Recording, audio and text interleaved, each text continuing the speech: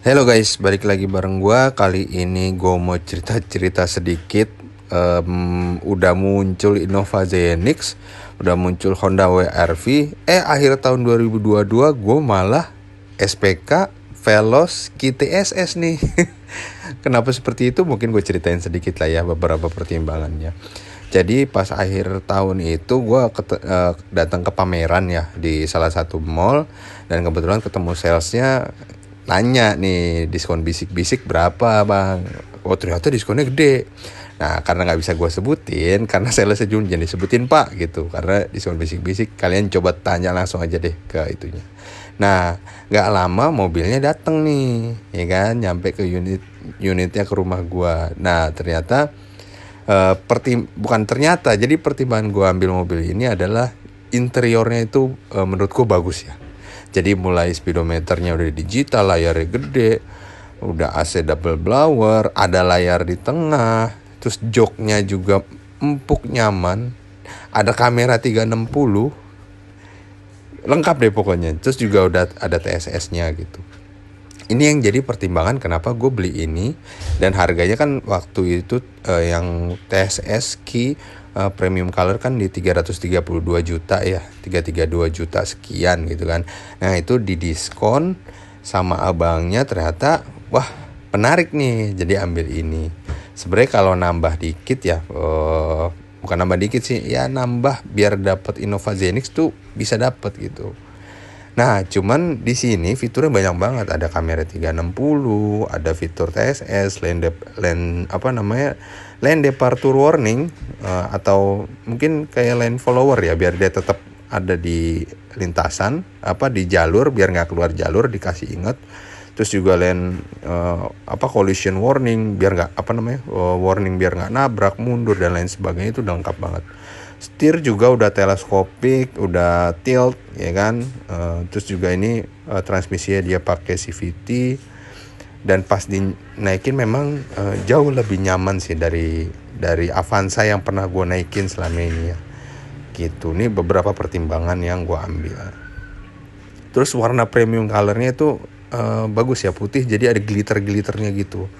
Jadi nggak, tadinya agak worry akankah warna cat putih ini jadi warna kuning ya. Nah ini kuncinya juga udah keyless, dapat 2 biji ya, udah keyless. Nah ini tinggal sentuh touchscreen yang ada di handle pintu, itu dia bisa kekunci atau kebuka sendiri. Dan kalau kekunci dia otomatis spionnya itu nutup gitu ya, auto retract, istilahnya gitu, auto retract.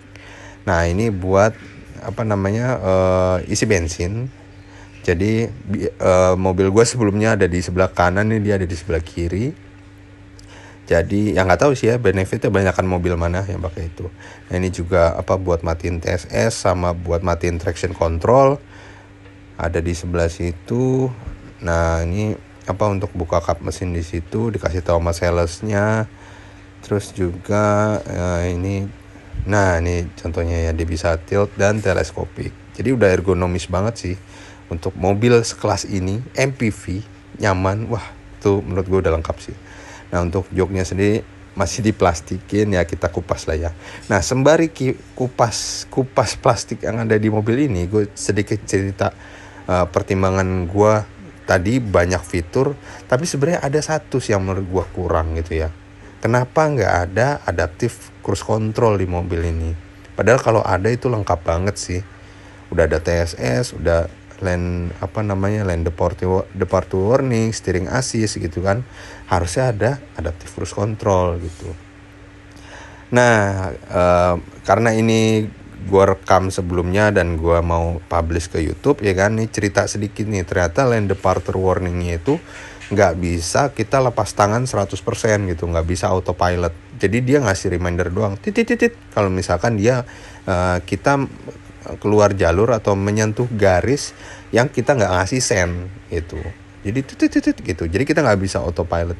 Ya mungkin benefitnya kita jadi tetap nyetir gitu ya, nggak 100% percaya sama sistem lah ibaratnya gitu. Jadi masih ada manual mode yang harus dikontrol sama kita sendiri gitu. Mungkin nggak tahu ya, AI belum secanggih yang kita bayangkan mungkin ya. Jadi tetap membutuhkan perpaduan sama manusia juga nyetir. Jadi gitu, pas kita coba, dia itu akan aktif lane departure warningnya kalau dia sudah 60 km per jam gitu, dan dia akan bunyi dan akan arahin setirnya secara otomatis kalau kita keluar jalur tanpa memberikan sen itu. Gue jujur belum coba di WRV atau di BRV atau di mana Stargazer gitu ya, apakah dia akan otomatis line follower atau seperti apa gitu. Nah itu sih yang menurut gue kurangnya. Sisanya keren, udah full LED. Yang halogen itu cuma di fog lamp. Nah gue selama bawa sih jarang banget nyalain fog lamp sih, kecuali dia hujan lebat ya gue nyalain gitu. Dia udah ada fitur auto, udah ada fitur apa namanya, DRL-nya hidup aja, yang lainnya mati, itu ada, keren banget. Dan lampu sennya itu udah sekuensial. Nah ini buat penutup sinar matahari, kalau kita silo udah ada lampu di bagian kiri gitu. Mungkin itu aja yang bisa gue ceritain kenapa gue ngambil Veloz di akhir tahun ini di tengah banyak mobil yang sudah bermunculan. Sampai ketemu di video selanjutnya.